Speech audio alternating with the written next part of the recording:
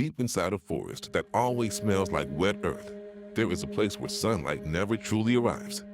The trees are older than memory, their branches woven together so tightly that the sky is nothing but a forgotten rumor. And through this endless roof of leaves, a restless fog moves like a living breath. In that quiet place, a legend waits. They call him the Thousand-Faced King, a being no one has seen, yet everyone whispers about.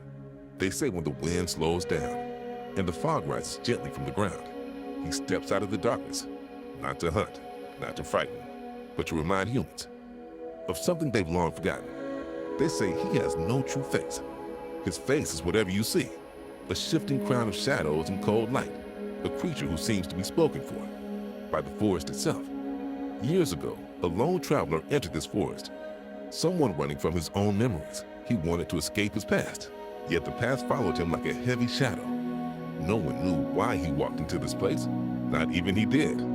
As the sun set, the fog thickened. The birds fell silent, and for the first time, the traveler realized that silence can have its own sound. He sat beside an ancient tree, exhausted and lost. When he closed his eyes, the darkness behind his eyelids shifted. Lines appeared, the outline of a figure, horns, a face that never stayed the same. He opened his eyes. He was no longer alone. The Thousand-Faced King stood before him. Not close, not far, but impossibly real. His face moved like the surface of a deep lake when something swims beneath it. With every blink of the traveler's eyes, the king's face changed. An old man, a lost child, a soldier, a stranger, a friend. And finally, the traveler himself. The traveler froze. His heart hammered. But the Thousand-Faced King simply said, "These are your faces. The ones you have ignored, the ones you buried. If you wish to find your path, you must face yourself first." The traveler said nothing. No one had ever spoken to him with such clarity, such strange honesty. No one had ever seen him this way. A long silence settled between them.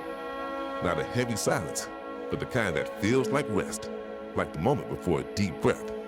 Slowly, the traveler stood up. The king stepped back, his face shifting again, this time showing something that felt like calm. The traveler walked toward the faint glow of morning, and when the first rays of light slipped through the trees, he found a path leading out of the forest. He turned to look back, but the Thousand-Faced King was gone. Only the fog remained, sliding across the ground like a soft whisper. And in its quiet, a faint prayer lingered. He who faces his own faces will never be lost in darkness again.